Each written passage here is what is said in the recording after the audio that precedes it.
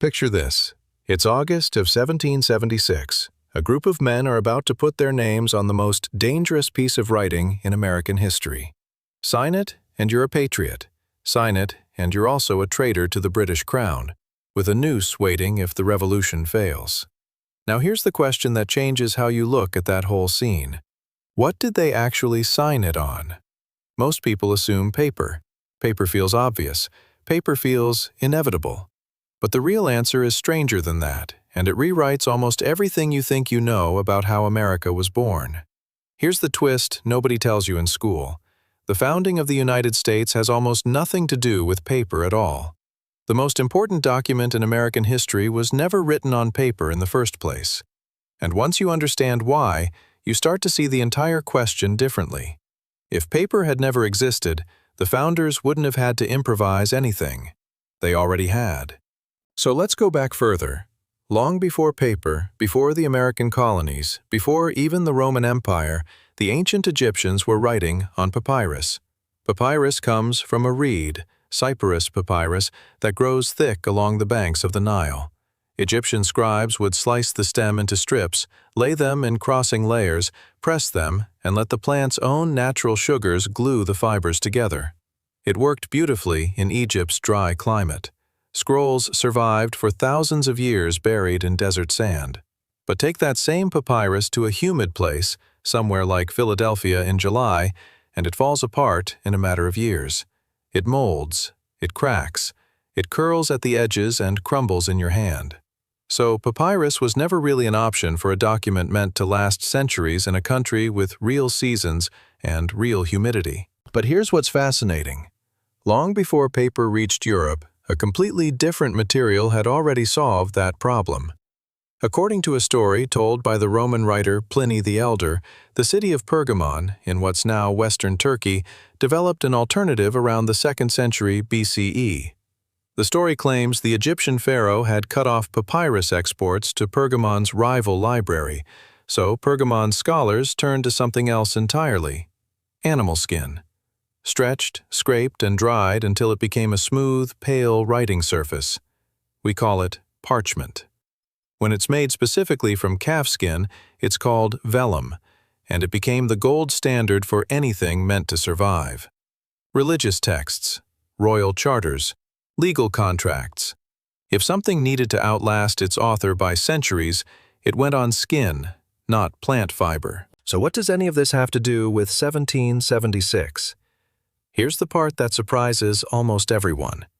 The Declaration of Independence that Congress actually debated, argued over, and revised line by line, that draft was written on ordinary paper. Fast, cheap, disposable, exactly what you'd want for a working document full of crossed-out words and margin notes. But once the wording was finalized, Congress ordered an official engrossed copy, the formal version meant to represent the nation forever.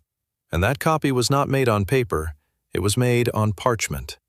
A calligrapher named Timothy Matlack spent days carefully inking the final text onto a large sheet of treated animal skin, the same technology Pergamon had perfected almost 2,000 years earlier. Why skin instead of paper for the version that mattered most? The mechanism comes down to chemistry. Paper, especially the rag paper available in the 1700s, is made from cotton or linen fibers held together with weak, natural bonds. It absorbs moisture from the air, expands, contracts, and slowly breaks down as those fibers loosen. Parchment is different. It's collagen, the same structural protein found in your own skin and tendons, and collagen fibers are far tougher and more resistant to humidity swings. That's why illuminated manuscripts from 1,000 years ago still exist in museums today, while paper documents from a few centuries back often need climate-controlled vaults just to survive another decade. The founders weren't being sentimental when they chose skin over paper for the Declaration. They were making an engineering decision about permanence. But there's another layer to this that most people never consider. The Constitution, signed in 1787 by delegates in Philadelphia, faced the exact same choice and the exact same answer. It, too, is written on parchment, not paper.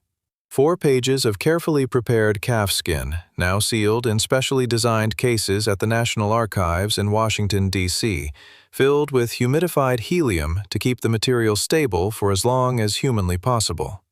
So the 2 documents that define the United States as a nation were never paper documents to begin with. They were skin documents, made using a technology older than the Roman Empire. So what would the founders have done if paper genuinely never existed anywhere? Not even for drafts? Here's where it gets interesting, because the answer is, barely anything would have changed. Committees would have drafted their arguments on wax tablets or slate boards, materials used for centuries for exactly this kind of temporary erasable writing. Formal correspondence between colonies might have shifted more heavily onto parchment, or even onto treated cloth, since finely woven linen soaked in certain resins was already used in parts of Asia as a durable writing surface. Native peoples across the northeastern woodlands, including groups like the Micmac, were already recording treaties and stories on birch bark scrolls, peeling the outer layer of the tree and scratching or painting directly onto its surface. The tools for a paperless world already existed all around colonial America. Paper was convenient. It was never irreplaceable. Here's the part that really reframes the whole question. We tend to think of paper as the default, the natural baseline of human writing, with everything else as some historical detour. But paper is actually the newcomer.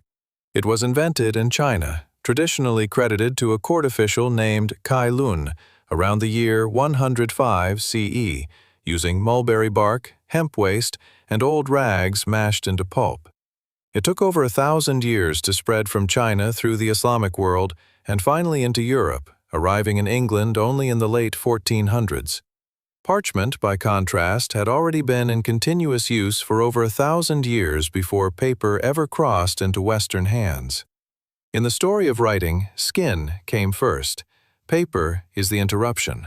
There's still another detail that rarely makes it into the story, and it's the part that explains why parchment production was such a serious undertaking.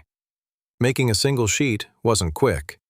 A calfskin had to be soaked in a lime solution for days to loosen the hair, then stretched tight across a wooden frame called a hearse, while a craftsman scraped both sides with a curved knife shaped like a crescent moon. The skin had to dry under tension, or it would shrink unevenly and warp. Skilled parchment makers, called parchminers, spent years learning to judge exactly how much moisture to leave, exactly how thin to scrape without tearing straight through. One mistake, one slip of the blade, and the entire hide was ruined. That's part of why parchment cost so much more than paper by the 1700s. You weren't just paying for material. You were paying for days of skilled, careful labor on something that could fail at any moment. That cost is exactly why paper had become the default for everyday colonial life by the time of the Revolution. Newspapers, pamphlets, personal letters, printed sermons, all of it ran on paper, because paper was fast and cheap and forgiving. Benjamin Franklin himself ran paper mills in Pennsylvania, understanding better than almost anyone how central affordable paper was to spreading revolutionary ideas. Pamphlets like Thomas Paine's Common Sense reached hundreds of thousands of readers specifically because paper made mass printing possible. So it's not that the founders distrusted paper. They used it constantly, for arguing, for organizing, for convincing an entire population that independence was worth the risk. Paper built the case for the revolution. Parchment sealed the result. So the reading you'd expect, that a paperless world would have forced the founders into some desperate improvisation, was never really accurate. That framing gets the history backwards. The founders lived in a moment where paper and parchment coexisted, each doing a different job. Paper for speed, drafts, and the messy work of arguing a nation into existence. Parchment for permanence, for the version meant to outlive every person who signed it. Remove paper from that picture entirely, and the drafts simply move to wax tablets or slate, cheaper and slower, but functional. The final signed documents don't change at all, because they were never on paper in the first place. And there's one more piece of this that puts everything in perspective. Today, the Declaration of Independence and the Constitution sit inside specially built encasements at the National Archives, made of titanium and aluminum, filled with humidified argon gas, monitored around the clock, and lowered into a 55-ton vault every night. All of that engineering exists to protect two pieces of animal skin. Not paper, skin that a craftsman scraped by hand with a curved blade over 2 centuries ago in a room lit by candles. If those founding documents had been written on ordinary paper instead, historians estimate they likely wouldn't have survived in readable condition this long, especially given how much they were folded, rolled, and handled during the chaotic early decades of the Republic. The parchment is precisely why we can still read Jefferson's words today, in his own era's handwriting, instead of relying on printed copies alone. So when you picture that room in Philadelphia, the quills scratching, the candlelight, the weight of what each signature meant, picture it correctly. Not ink soaking into soft paper fibers, but ink sitting on stretched, treated animal skin, a surface technology already ancient by the time Jefferson picked up his pen. The men who built a new nation didn't do it on something fragile and disposable. They did it on something built, quite literally, to last. And maybe that's the real answer hiding inside the question. The founders never needed paper to exist at all. They built the most important documents in American history on the same material civilizations had trusted for 2,000 years before them.